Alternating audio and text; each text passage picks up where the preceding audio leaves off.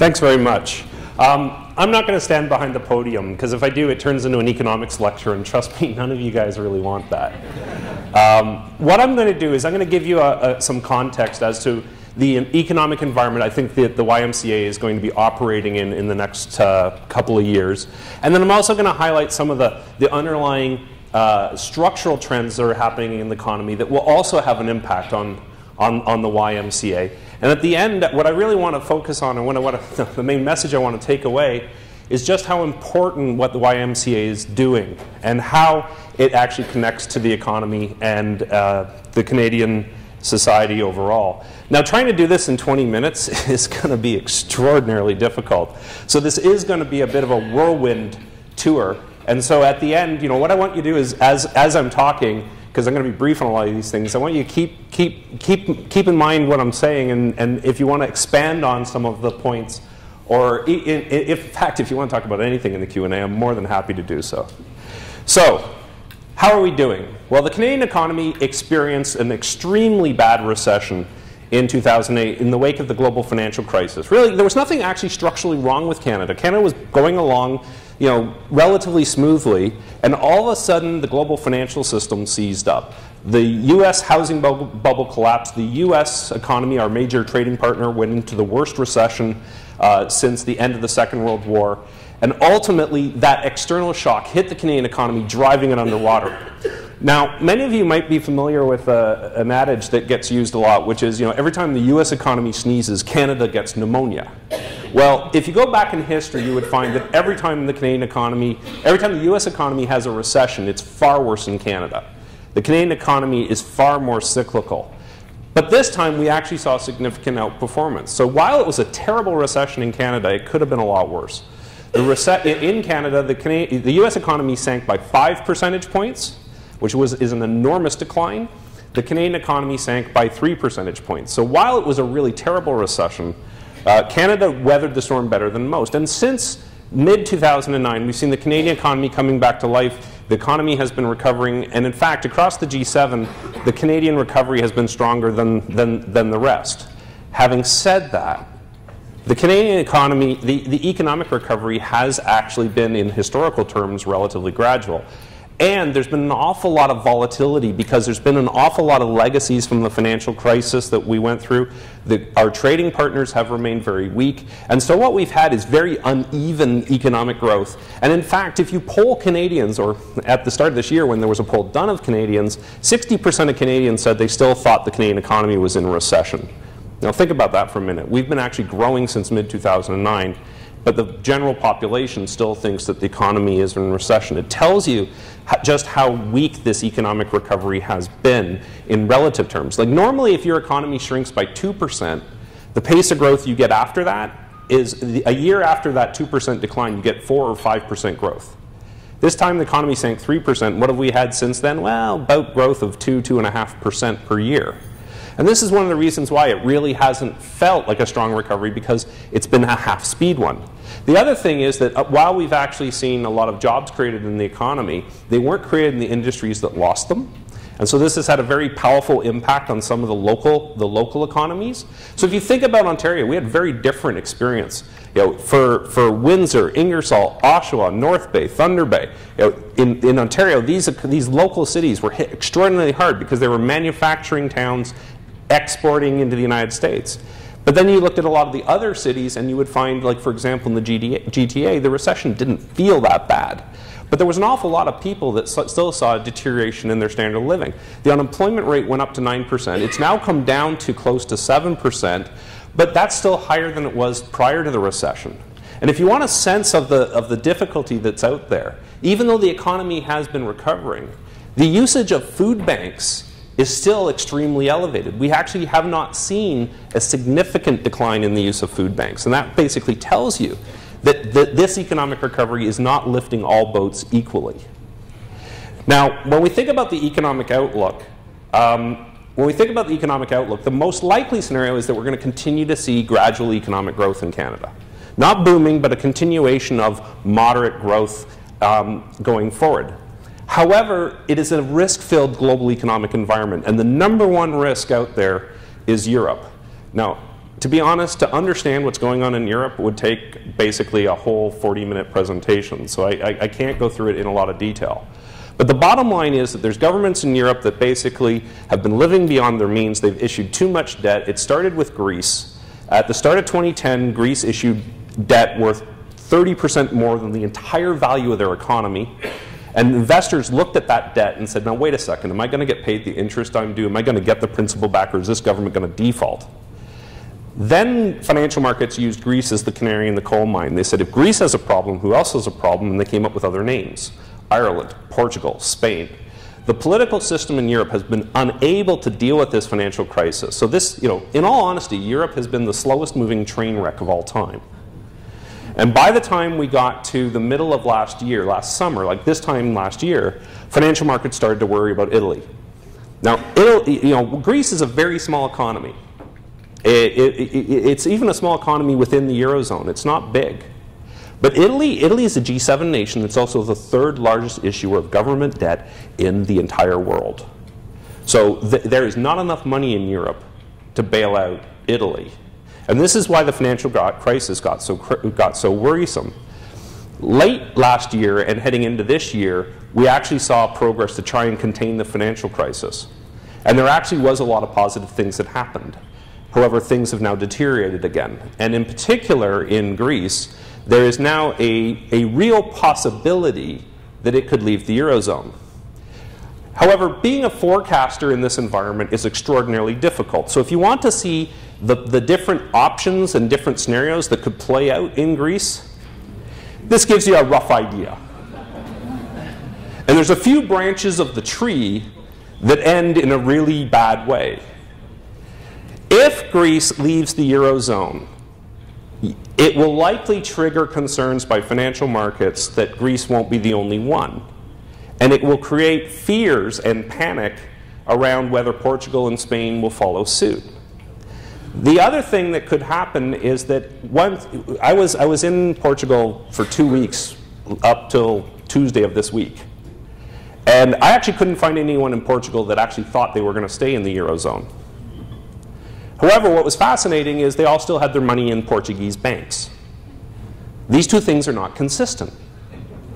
So if Greece leaves the Eurozone, I actually think what will happen is an awful lot of these people will suddenly find that what they've been worrying about all of a sudden becomes a real threat. And then the risk is you get a run on the banks because everyone wants to get their euros out before the government basically changes to a new currency and devalues their finances by 50, 60, 70%. Now, I actually think that Europe has so much invested in the euro that they are not going to let these worst-case scenarios play out. I think at the end of the day, they will continue to try to provide financial support to Greece. And if Greece actually does follow a path where it leaves, I think what will happen is they will the rest of the countries will come together and put in place policies to prevent the contagion from getting to the other nations. Good example, for example, would be the announcement of a deposit insurance system for the banks in the Eurozone. In other words, guaranteeing people that their money will be safe. That would help diffuse a banking crisis. So the most likely scenario is that Greece is going to be a protracted, messy, and ugly affair. Right? It's going to create financial volatility. But the most likely scenario is they're going to muddle through. Of course, what you worry about is the scenarios where things go very, very bad. To give you an order of magnitude here, if they actually lose control over this financial crisis and we have a series of countries leaving the Eurozone and we have a banking crisis in Europe, the financial crisis that would come out of it would be bigger than that after Lehman Brothers failed in the United States. So how you feeling? Last year I had to do a presentation to all the senior management of our bank in December. And everything in Europe was going from bad to worse. And I was being asked to present my outlook for this year. And this was last December. And the corporate and public affairs people that run the conference came to me and said, people don't want dry and boring economic slides. They want pictures. They want illustrations. I said, okay. So I went away and I took a picture of the cover of The Economist magazine from late October. And it was a picture of a black hole. And at the top it said, until politicians actually do something, ... And in the center of the black hole, in big cap red letters, it said, be afraid. Right? Immediately, CAPA came back and said, dry and boring economic slides would be fine. Thank you very much. Right? So it is a risk-filled economic environment. Now, when we think about the Canadian economy, as long as Europe muddles along, it shouldn't have a huge impact on Canada. We only do about 10% of our exports go to Europe. The Canadian banking system doesn't have any really significant exposure to the at-risk bonds. The only scenario where we get really hit is where things get completely out of control in Europe and they have another banking crisis. So really, the most likely scenario is that the Canadian economy will not be hugely affected what's going on. And when we think about the Canadian economy, it's basically made up of 5 sectors. There's consumer spending, investment, government spending, and exports. And then within the investment category, we also have housing construction, so residential investment. So if we think about the outlook, we could think about what's going to happen to these 5 sectors. Number 1 is exports. Well, the bulk of Canadian exports still go to the United States, and odds are the US economy is going to continue to grow at a gradual pace. Not a really strong one, but a roughly half-speed recovery, supporting gradual export growth for Canadian businesses. There is going to be a challenge, and one of those challenges is the Canadian dollar is going to remain extraordinarily strong. I think the Canadian dollar is in a trading range of 95 cents to $1.05, and as a result, I think when you sort of do an average, I think it's going to hover around par. So the main message for businesses has been get used to the strong Canadian dollar. It's here to stay. And I think most businesses have come to that realization and they've changed their business models. But it is going to the currency will be a constraint on growth.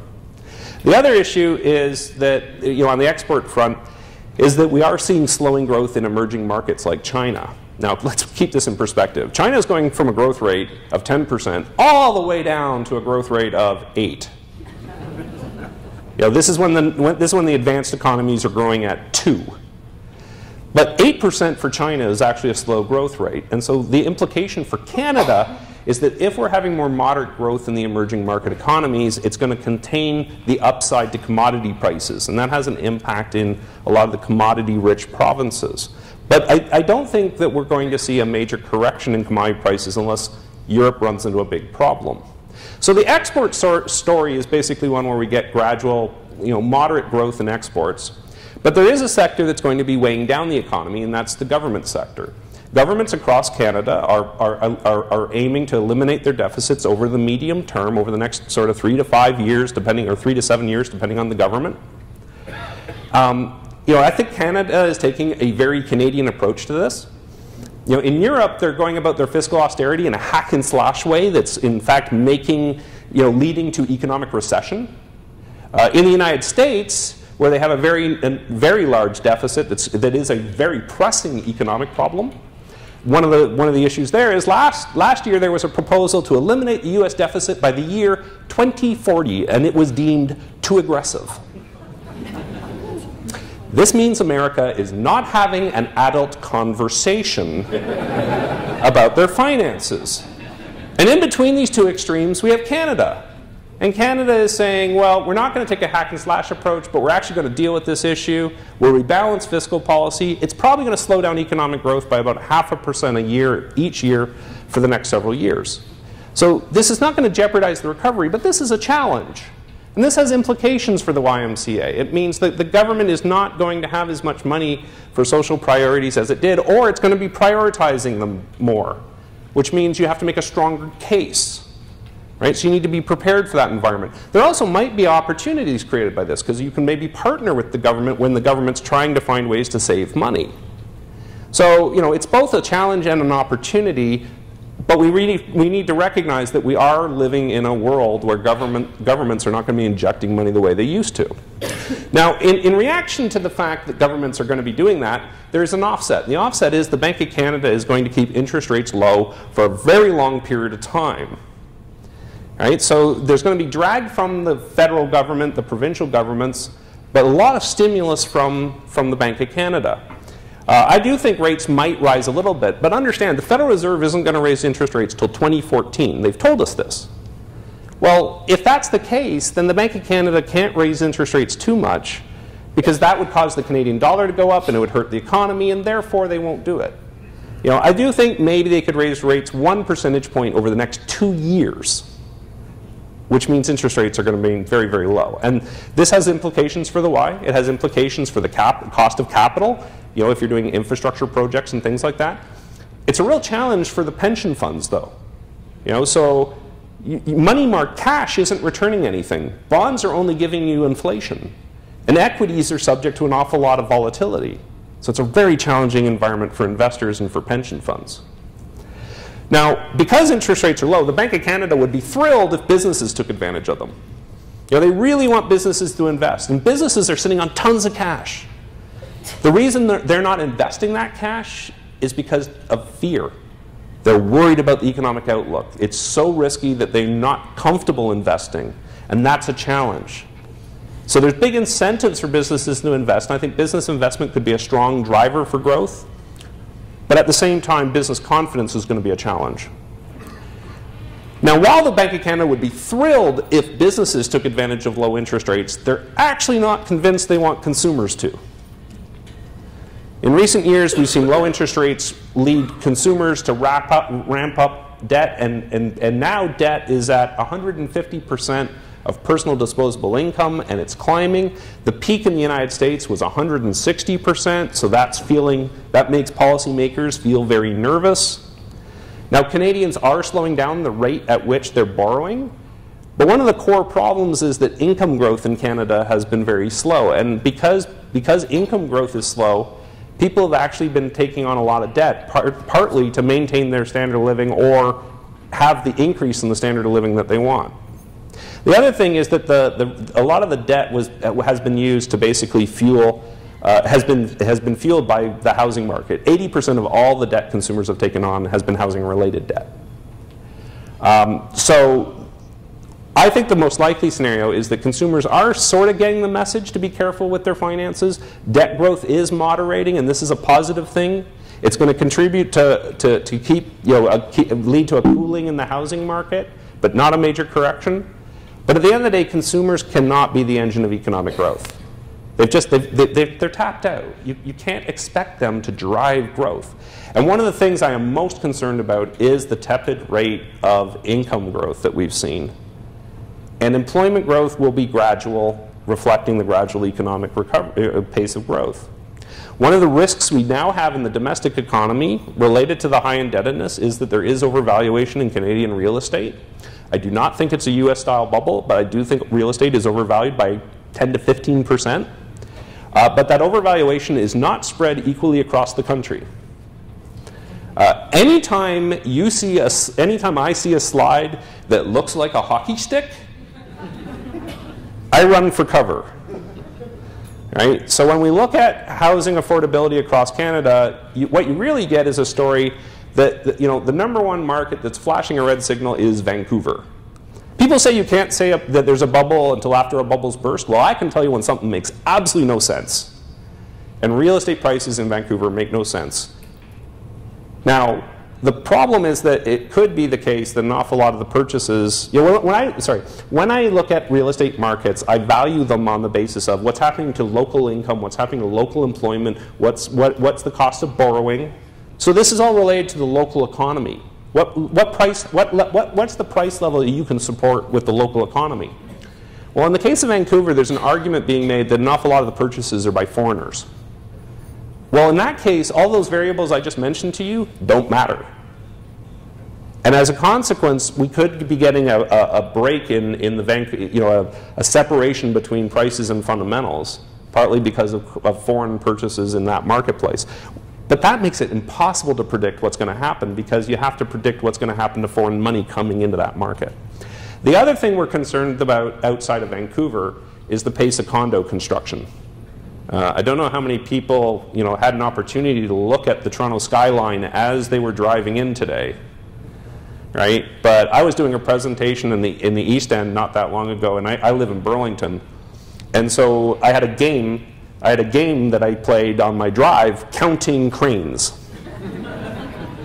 Okay, so what we're worried about isn't that prices in Toronto are too overvalued. What we're worried about is is there going to be enough demand for all these condo units that are being produced, and are they going to be able to be absorbed? And so when I think about it, I think there's vulnerability in Vancouver. I'm worried about condos. But from the real estate market as a whole, what's the two big risks? The two big risks are, number one, a sharp increase in interest rates. Well, I just told you that with the Federal Reserve on hold, the prospects of an interest rate shock are incredibly low. The second risk is a sharp rise in unemployment. Now, so long as Europe manages to contain their financial crisis, I don't see the risk of a big increase in unemployment. So the conclusion I reach is that what we will see is housing in Canada gradually cool down, but not in a dramatic fashion where we get a big correction, although there could be sharp moves in certain segments, like Vancouver and Toronto condos.